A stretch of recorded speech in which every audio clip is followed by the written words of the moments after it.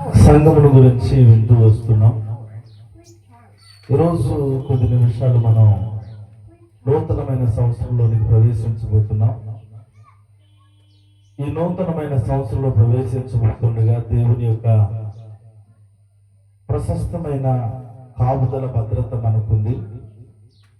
దేవుడు సంవత్సరం మొదలుకొని సంవత్సరాంతం వరకు తన బలిష్టమైన చేతుల కింద మనల్ని కాచి కాపాడి మరొక సంవత్సరంలోనికి ప్రవేశింపచేస్తున్న దేవాది దేవునికి మహిమ ఘనత ప్రభావములు కలుగునుగాక. హల్లెలూయా. ఒక వచనమును జ్ఞాపకం చేస్తున్నాను. హెబ్రీయులకు రాసిన పత్రిక 13వ అధ్యాయము 5వ వచనం. హెబ్రీయులకు రాసిన పత్రిక, ధనాపేక్ష లేని వారై మీకు కలిగిన వాటితో తృప్తి పొంది ఉండుడి. నిన్ను ఏమాత్రమును విడువను, ఎన్నడను ఎడబాయను అని ఆయన చెప్పను కదా. చాలండి. బైబిల్ గ్రంథంలో నిన్ను ఏమాత్రం విడువను, ఎన్నడను ఎడబాయును అని ఈరోజు దేవుడు మనతో మాట్లాడుతున్నాడు. లేఖనాల్లో గమనించినట్లయితే ప్రియమైన వాళ్ళరా, పరిశుద్ధ లేఖనాల్లో ఎన్నోసార్లు ప్రభువు ఈ మాట చెప్పి ఉన్నారు. ప్రభు వాగ్దానం చేసి ఉన్నాడు. వాగ్దానం చేసిన దేవుడు నమ్మదగిన దేవుడుగా మన ప్రత్యక్షమవుతూ ఉన్నారు. మనలో స్థిరమైన నమ్మకము కలగాలని ప్రభు తరచు మాటికి నేను ఎన్నడను విడువను ఎడబాయననే వాగ్దానపు మాటను మనకు స్థిరపరుస్తూ ఉన్నారు. సో కాబట్టి ఈ విషయంలో చిన్న సందేహం కూడా మనకి రాకుండా ఉండడానికే మనము ఈ మాటలు మనకు తెలియచేస్తున్నాడు. కాబట్టి ఈ మాటను మనం గట్టిగా పట్టుకుని ఉందాం. ఈ వాక్య భాగములు వాగ్దానము ప్రత్యేకముగా నొక్కి చెప్పబడుతుంది. నేను ఎన్నడను విడువను ఎడబాయను. చూడండి ప్రియమైన దేవుని బిడ్డలారా, గ్రీకు పదాలలో మనం ఈ యొక్క మాటలను పరిశీలించినప్పుడు అవి ఎలా ఉంటాయి అంటే, దీనికి ముందుగా 10 మాటలు ఇవి అపోజిషన్ అంటే వ్యతిరేక పదములో మాట్లాడుతూ ఆ పదాన్ని ఆ పదాల పైన ఈ పదమును ఏర్పరిచి అంటే అంత బలంగా స్థిరపరుస్తూ ఉంటాడు ఈ మాట. చూడండి, మామూలుగా హీరో విలువ తెలియాలంటే మొత్తం ఖచ్చితంగా విలను ఉండాల్సింది. అంటే మంచి తెలియాలంటే చెడు, రాజుగారి భార్యలో కతిమా భార్యలు చెడ్డవారంటే ఒక భార్య మంచిదై ఉండాలి. లేకపోతే ఇది మంచి ఇప్పుడు మంచిదని తెలియాలంటే చెడ్డది ఖచ్చితంగా ఉండి తీరాలి. ఈ సందర్భాన్ని బట్టి జ్ఞాపకం చేస్తున్నాను. దేవుని వాక్యము చెప్పబడుతున్న మాట ఏంటంటే, మనం ఈ యొక్క గ్రీక్ బైబిల్లో ఇదే వాక్యాన్ని మనం పరిశీలించగలిగితే దేవుడు అలా చేయడు అని చెప్పడానికి ఏమంటే 5-10 వ్యతిరేకమైన పదాలు ఉపయోగించడాన్ని మనం చూడగలుగుతాం. దేవుడు అలా చేయడు, విడిచిపెట్టేవాడు కాడు, ఎడబాయుడు అని చెప్పడానికి వ్యతిరేక పదాలు వాడి అలా చేయడు, దేవుడు అలా ఉండడు అని దాని తర్వాత ఈ పదాన్ని నిన్ను ఎన్నడను విడువను ఎడబాయును అనే మాట నొక్కి చెప్పబడుతుంది. ఈ యొక్క గ్రీకు భాషలలో ప్రతి పదము కూడా దేవుడు తన ప్రజలలో ఏ ఒక్క మనిషిని ఏ ఒక్కరిని కూడా ఎట్టి పరిస్థితుల్లో కూడా విడిచిపెట్టడం అనే విషయాన్ని బైబిల్ గ్రంథంలో ఇక్కడ రాయబడుతూ ఉంది. గమనించండి ప్రియమైన దేవుని బిడ్డలారా, మనం ఈ సంవత్సరం ముగించుకోబోతున్నాం. మరలా మరొక ఆదివారానికల్లా మరొక సంవత్సరంలోకి వెళ్ళిపోతాం. మరొక ఆదివారానికి ఈ ఆదివారం 2024లో ఉంటే మరొక ఆదివారం ఏకంగా 2025లో ఇది ఉంటే 26లో ఉంది. అది ఏకంగా సంవత్సరం గ్యాప్ ఉన్నట్టుంది. ఇది 25 ఉంటే అది 26 ఉంది. ఈ వారానికి మధ్యలో మనలో ఎన్నో మార్పులు కావాలి. నూతన సంవత్సరం ప్రవేశించబోతున్న సమయంలో కొన్ని తీర్మానాలతో మనం ప్రవేశించాలి. ఒక నిర్ణయాలతో మనము సిద్ధపడి ఉండాలి. దేవుడు మనకి ఏమివ్వబోతున్నాడో మనం ఆశిస్తుంటాం. ప్రతి సంవత్సరం మనకు ఒక ఆలోచన, ఈ 2025 ఏంటో కానీ బాగోలేదు, లేక 2024 ఏంటో బాగాలేదు, లేక 2023 ఏంటో బాగాలేదు అని సంవత్సరాన్ని పట్టుకుని ఆ సంవత్సరం బాగోలేదని చెప్పి దాని మీద మనం తోసేస్తుంటాం. ఈ రోజున దేవుడు ఆ సంవత్సరాన్ని బట్టి కాదు నీ జీవితంలో నా జీవితంలో కార్యాలు జరిగించేది, నెలలను బట్టి కాదు నీ జీవితంలో నా జీవితంలో కార్యాలు జరిగించేది, లేక వారాలను బట్టి కాదు దేవుడు కార్యాలు జరిగించేది. దేవుడు చూసేది మనల్ని బట్టి కార్యాలు జరిగిస్తాడు. బైబిల్ గ్రంథంలో దేవుడు స్వస్థపరిచిన అనేక మందితో మాట్లాడుతున్న మాటలు ఏంటంటే, నీ విశ్వాసము గొప్పది, నీ విశ్వాసమే నేను స్వస్థపరచును, నీ విశ్వాసమే నీకు కార్యము జరిగించును, నీ విశ్వాసమే నీకు మేలు చేయును అని ఆ వ్యక్తి యొక్క విషయంలో విశ్వాసము నీ నీ నీ నీ నీ భక్తి, నీ విశ్వాసం, నీ యొక్క ఆత్మీయత అని తన గురించే దేవుడు మాట్లాడుతూ ఉంటాడు. కానీ మనం నింద ఎవరి మీద వేస్తున్నాం అంటే, చూడండి, సహజంగా బండి మీద వెళ్ళే వ్యక్తి బాగా స్పీడ్గా వెళ్తూ ఉంటాం, కానీ అది అడ్డు రాబట్టి పడిపోయాడు అని చూస్తాం.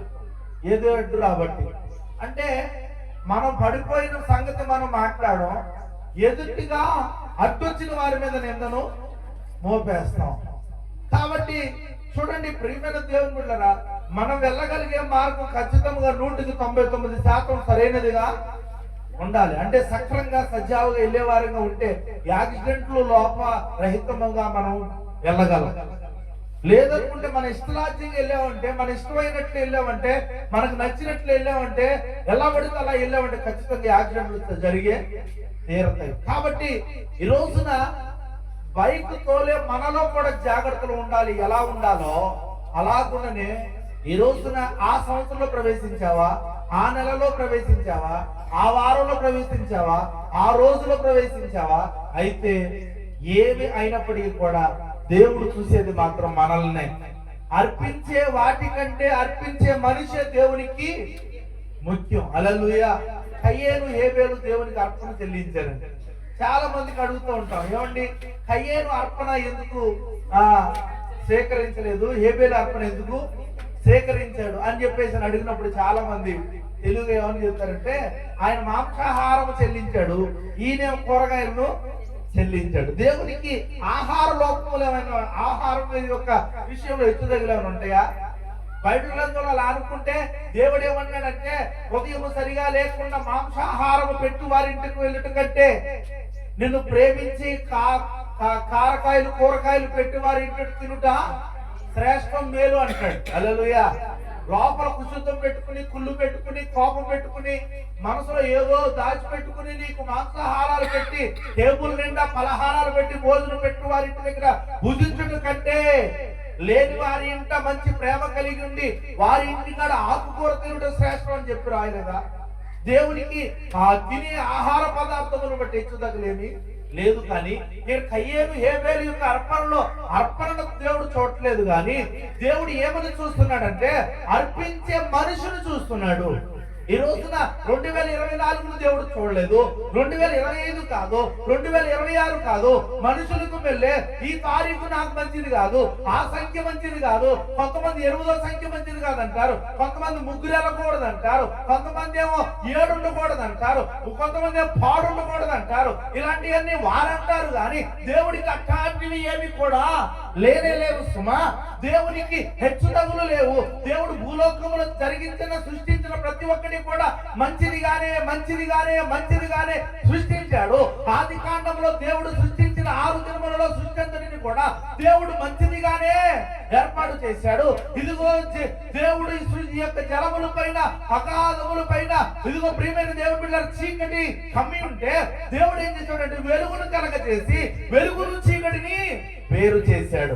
వెలుగుకి చీకటికి సంబంధం లేకుండా వేరు చేసిన దేవాది దేవుడు ఆయన వెలుగును భూలోకములో కలిగించి ఉన్నాడు. కనుకనే ఆయన అంటాడు, నేను వెలుగును, మీరును వెలుగై ముందు అంటాడు. కాబట్టి ప్రియమైన దేవుని సంగమా, దేవునికి ఇదిగో ఆహార పదార్థ లోపములేమి ఆయనకి లేవు. మనుషులకు మెల్లే ఇదిగో నేను ఆకుకూరలు కూరగాయలు అయితే తక్కువ తింటాను, మాంసాహారం అయితే మరింత సైజు పెంచుకుని నేను ఎక్కువ తింటాననే ఆ బాపతి ఆయన కాదు. ఆయన కావాల్సింది ఏంటంటే నీ హృదయము నీవే కావాలి. ఆయనకి నీవు చెల్లించే హృదయార్పణ కావాలి. ఇదిగో దావీదు భక్తుడు అంటాడు కదా, 1000 కొండల మీద పశువులని ఒకవేళ నేను అడిగితే వాటిని నీకు ఇచ్చేస్తానంటాడు.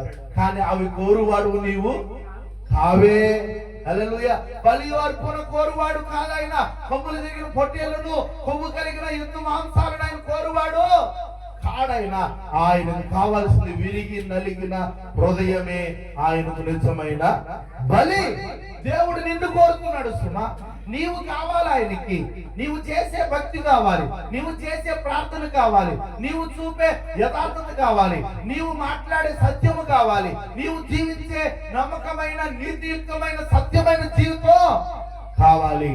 కాబట్టి నిన్ను చూసి ఆయన ఆస్వాదిస్తాడు తప్ప రోజును చూసి, వారాన్ని చూసి, నెలను చూసి, సంవత్సరాన్ని చూసి ఆయన చేసేవాడు కాదు. ఒక ఆయన ఉంటాడు, ఆటోలో ఎక్కి, ఏమండి 7వ తారీఖు 7వ నెల 2017లో అస్సలు కలిసి రాలేదండి. దైత్యం అంతా సంవత్సరమే ఉంది. నాకు అసలు 7వ సంఖ్య అంటే ఈ మొరటోడు మైండ్ లో ఏం పెట్టుకున్నాడంటే ఆ సంఖ్య మీద చేశాడు. బండితో గుద్దేసినోడు పందెట్టు వచ్చింది కుక్కట్టు వచ్చింది అంటాడు. పంది కుక్కట్టు వచ్చినప్పుడు బ్రేక్ వేసుకునేంత ఓవర్ స్పీడ్ ఎందుకు వెళ్ళావు? బ్రేక్ వేయలేనంత ఓవర్ స్పీడ్ ఎందుకు వెళ్ళావు అంటే లోపాలు మనలో కూడా. కానీ లోపం ఏం చేసావు? ఆదాం కూడా అలాగన్నాడు కదా, ఎందుకు నాయన ఆ పండు తిన్నావంటే, నేను కాదు బాబా, నువ్వు ఇచ్చిన అవమ్మే నాకు పెట్టేసింది, నాకు సిగ్గు చెరవ లేకుండా నేను తినేసానని చెప్పాడు. ఏమండి చెప్పేవాడు 100 చెబుతాడు, వాడు డాష్ తినమంటాడు, నువ్వు తింటావా అని చెప్పేసి అనరా? కాబట్టి మనలో కూడా ఉండాలి ఆ యొక్క ఆధిక్యత, మనలో కూడా ఉండాలి ఆ యొక్క సంఖ్య. కాబట్టి నా ప్రియమైన దేవుని బిడ్డలారా, ఈ ఉదయకాల సమయం జ్ఞాపకం చేస్తున్నాను. కొద్ది రోజుల్లో మరొక సంవత్సరంలో ప్రవేశించబోతున్నావు. నీకు ఒకవేళ 24, 25 సంవత్సరాలు సరిగా లేవనుకుంటున్నావేమో, లేకపోతే మరొకటి మరి సరిగా లేదనుకుంటున్నావేమో. కాదు, నీవు సరిగా లేవు. నీవు సరిగా లేక దేవుడు నిన్ను ఆశీర్వదించలేదు. నీ జీవితం సరిగా లేదు, నీ మాటలు సరిగా లేవు, నీ ప్రవర్తన సరిగా లేదు, నీ చూపు సరిగా లేదు, నీ ఆలోచన సరిగా లేదు, నీ ఉద్దేశాలు సరిగా లేదు, నీ నడవడిక బాగోలేదు. నీకు అన్ని విషయాలలో నిన్ను నీవు సరి చేసుకుని ఆయనకు పరిశుద్ధంగా అప్పగించుకుని ఆయనకు కావలసిన ముద్దు బిడ్డగా మరి ఆయన చేతిలోకి వెళ్తే, తప్పిపోయిన కుమారుడికి ఏ విధంగా అయితే అధికారమని ఉంగములను తొడిగి పరిశుద్ధమైన వస్త్రమును అలంకరింపజేసి అధికారమని కుర్చీ మీద కూర్చుండబెట్టి ఆయనకు ప్రశస్తముగా మహోత్సవములు చేసి గొప్ప విందు తయారు చేసినట్లుగా నీ విందు, నీ జీవితం కన్నుల విందుగా కావాలి అని అంటే నీ జీవితం సరి చేసుకుని దేవునికి అప్పగించి చూడు. నీ జీవితం బాగు చేసుకుని దేవునికి అప్పగించి చూడు. దేవుడు ఖచ్చితంగా నిన్ను ఆస్వాదించక మారు. హల్లెలూయా, హల్లెలూయా. ప్రియమైన దేవుని బిడ్డలారా, గెహాజీకి కుష్ఠరోగం వచ్చింది. కుష్ఠరోగం ఆ సంవత్సరం వల్ల రాలేదు, లేక తారీఖు వల్ల రాలేదు, ఆ వారం వల్ల రాలేదు, ఆ ముహూర్తం వల్ల రాలేదు, ఆ యొక్క పండుగ వల్ల రాలేదు. ఆ గెహాజీకి కుష్ఠు తను చేసుకున్నదే తన మీదకి వచ్చింది. హల్లెలూయా. ఆకాను తన కుటుంబం అంతా రాళ్లతో కొట్టబడి అగ్నికి ఆహుతైపోయారు. వారికి ఈ రోజులు, ఈ యొక్క సంవత్సరాలు వారికి కలిసి రాలేదని వారు అనుకోలేదు. ఏమండి, వారు అనుకోలేదు. వారు చేసింది ఏంటో వారికి అర్థమైపోయింది. పట్టబడ్డారు. వారు ఏం చేశారో, ఎక్కడి నుంచి దాన్ని దొంగిలింప చేసుకున్నారో, ఎక్కడ గొయ్యి పాతి పెట్టి దాచి ఉంచారో వారికి అర్థం తెలుసు. కాబట్టి ఆ తప్పు ఏంటో వారు గ్రహించి వారు ఆ శిక్షకు అర్హులుగా నిలబడిపోయారు. ఏమండి, ఇగో ఇస్కరియోతు యూదా యేసుక్రీస్తు ప్రభు వారిని అప్పగించిన పాపానికి పరిహారంగా తన్ను తాను ఉరిపోసుకుని చచ్చిపోయాడు. మిగతా 11 మంది అద్భుతమైన పరిచర్య చేయగలిగారు. ఆ ఒక్కడు మాత్రమే దేవుని యొక్క వ్యతిరేకమైన క్రియలు, కార్యకలాపాల వల్ల మధ్యాంతరంలోనే ఆయనతో తిరిగినప్పటికీ, ఆయనతో ఉన్నప్పటికీ, ఆయన స్పర్శ గ్రహించినప్పటికీ, ఆయన తాకినప్పటికీ, ఆయన చేసిన కార్యాలు చూసినప్పటికీ ఆయన ఏ మాత్రం విలువ లేకుండా చావవలసి వచ్చింది. ఈ ఉదయకాల సమయంలో ఈ వాక్యం వింటున్న నా ప్రియ సహోదరి సహోదరుడా, దేవుడైతే వాగ్దానం చేస్తున్నాడు. ఏమని అంటే, నేను విడువను, నేను ఏమాత్రం కూడా విడబాయను. కాబట్టి ఏ ఒక్కరు కూడా నేను దేవుని చేత విడబడ్డాను అని అనుకోవడానికి వీలు లేదు. అయితే మనకు శ్రమలు ఉండవు అని అమూల్యమైన లేఖనాల ద్వారా నేను మీకు తెలియచేయట్లేదు. కానీ మనం దేవుని చేత విడవబడము అనే విషయాన్ని గంటుపాతంగా చెప్పాలనే నేను నిలబడి ఉన్నాను. ఎట్టి పరిస్థితిలో ఒకవేళ నేను చేసుకున్న మన అవిధేయమైన క్రియ కార్యకలాపాల వల్ల అది కనుక శ్రమ, శోధన, ఇబ్బంది, నష్టం, కష్టము, బాధ, వ్యాధి మనకు కలిగింది అనుకోండి, దానికి పరిహారం వేరేలా ఉంటుంది. దానికి మూల్యం చెల్లింపక తప్పదు. యోబు మరింతగా శ్రమ పడ్డాడు, ఆయన రెట్టింపు ఘనతను, ఆశీర్వాదాన్ని పొందుకున్నాడు. యేసుక్రీస్తు ప్రభు వారు భయంకరంగా ఏ మానవుడు పొందుకోలేని శ్రమను అనుభవించాడు.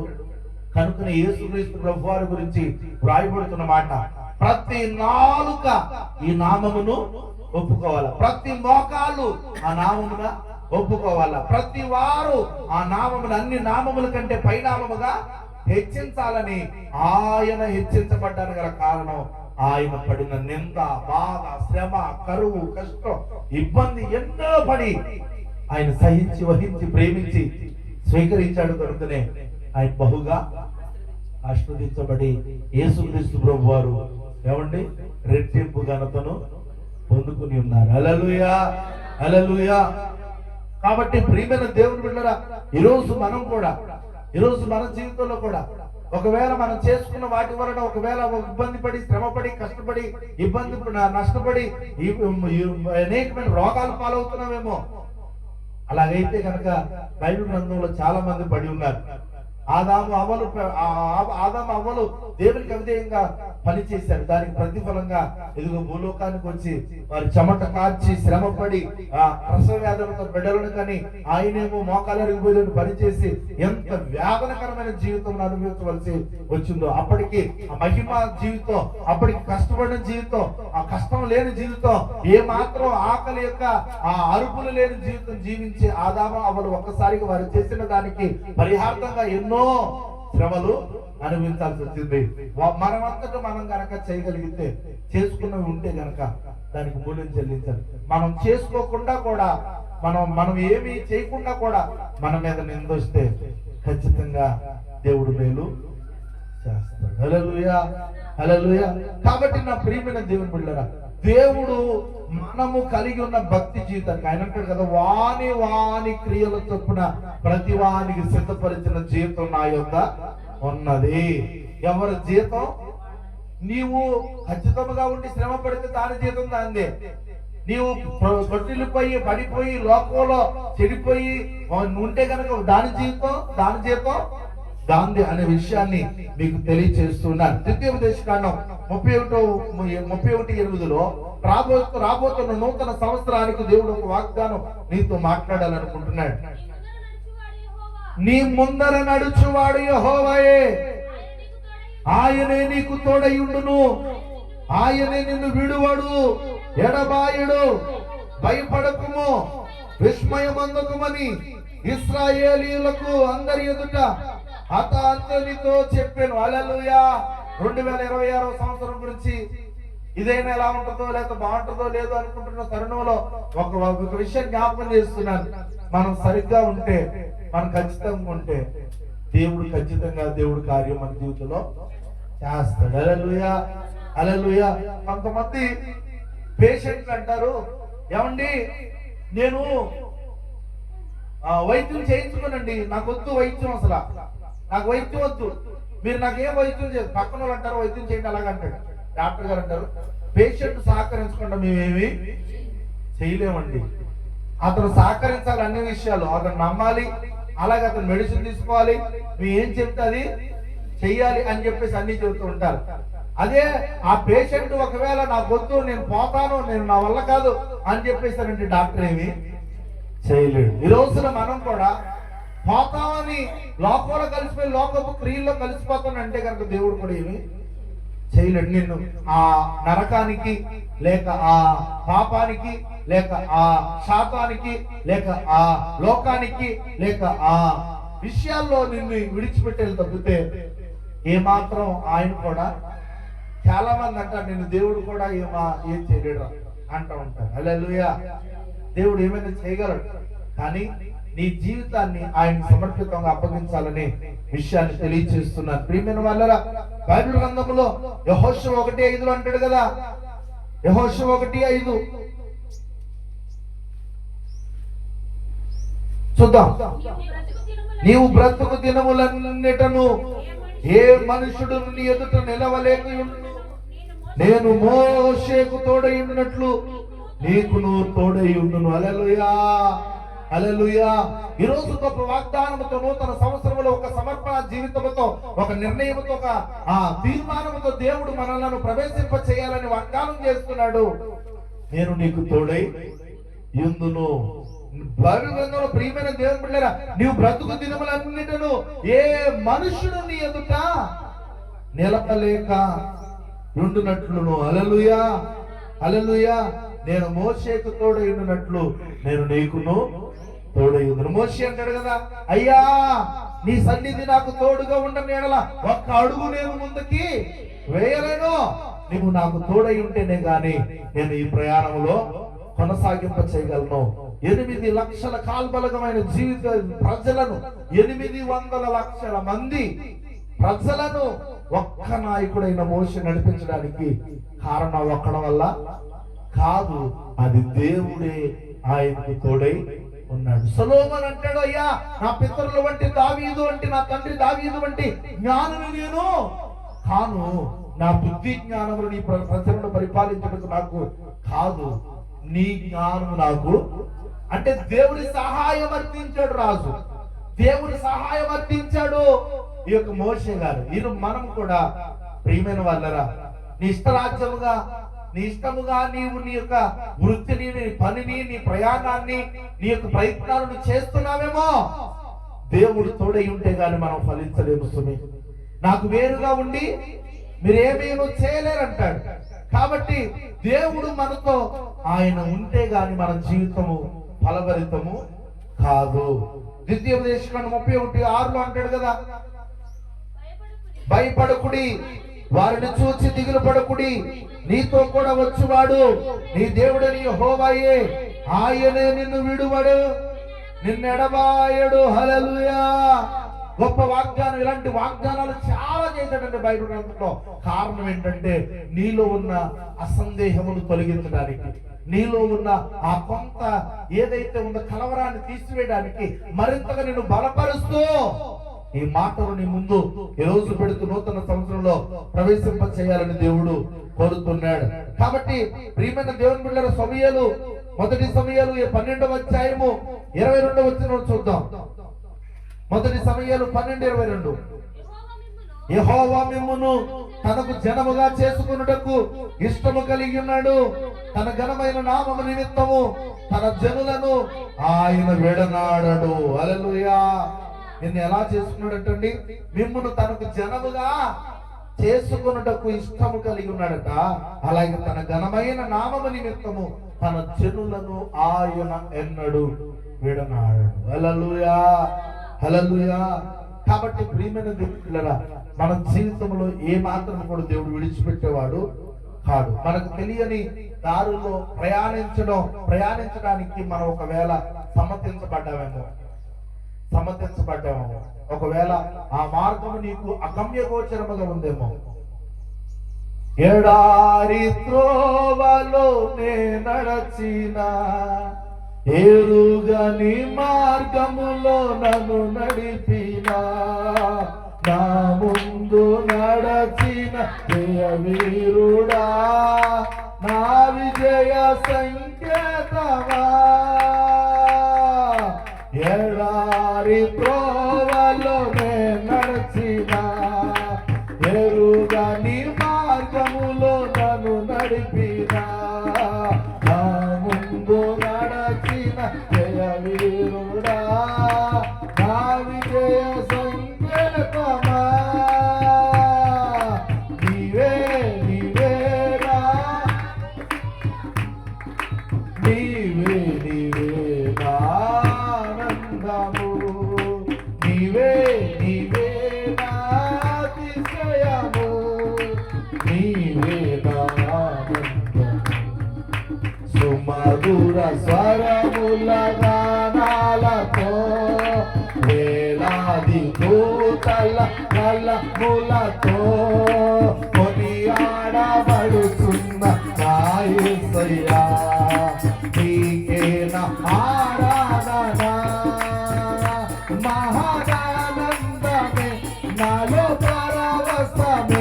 నిన్ను స్తుతించిన ప్రతి క్షణం మహాదానందమే నిన్ను స్తుతించిన సుమధుర స్వరముల ప్రాణాలతో వేలాది పూతల కలములతో కొనియాడబడుచున్న యేసయ్యా నీకే నా ఆరాధన. హల్లెలూయా. మనము కూడా ఒకవేళ తెలియని మార్గాల్లో ప్రయాణం చేయవచ్చు, ఒకవేళ ప్రయాణించడానికి మనం పిలువబడవచ్చు, కానీ ప్రభు తోడు సహాయం కృప సమృద్ధి మనకి ఎప్పుడు కూడా తోడుగా ఉంటాయి. హల్లెలూయా. ఒక్కటే జ్ఞాపకం చేసుకోండి, పరిస్థితులు అననుకూలం ఉన్న స్థితిలో కూడా దేవుడు మనకి కృపా సమృద్ధిని అనుగ్రహించువాడు. ఆయన ఒక మాట అంటాడు, పాతాళపు ముఖ ద్వారపు తాళపు చెవులు దాని ఎదుట నిలవజాలలేవు. ఈ రోజు మనము శ్మశానములలో కాపురం ఉన్న అక్కడ ఆయన ఉంటాడు. ఒకటేనండి, ఎవరికి కలిసి రాని చోట కూడా కలిసి వచ్చే విధంగా చేయటం ఆయన గొప్ప కార్యం. హల్లెలూయా. ఎవరికి కూడా కార్యం ఇది జరగదు. ఏమండి, శారమ జీవితంలో ఎలాంటి విషయాలు చేశాడు, ఎలిజబెత్ విషయంలో ఎలాంటి కార్యం చేశాడు, మరియమ్మ విషయంలో ఎలాంటి కార్యం చేశాడు. ఏమండి, ఇస్సాకు ఆ సంవత్సరము విత్తనం వేసిన వాడే 100 అంతలు ఫలం పొందాడంటే ఆశామాషగా పొందల. చుట్టూ ఉన్న పొలాలన్నీ కూడా చచ్చిపోయి పాడైపోయి మురిగిపోతే, ఇదిగో ఇస్సాకు ఆ యొక్క విత్తనములు మాత్రం, ఆ వ్యవసాయ పంట మాత్రం 100 అంతలు, నాట్ 99%, 98%, 99.99% నాట్ 100%, 100 అంతలు అతడు ఫలము పొందెను. అదండి దేవుని గొప్పతనం. ఎక్కడెక్కడో కలిసి వస్తుంది, అక్కడికి పరుగులు తీసేస్తే ఒకవేళ అక్కడ అందరికి కలిసి వస్తుంది, కానీ మన దేవుని గొప్పతనం అంటే తెలుసా?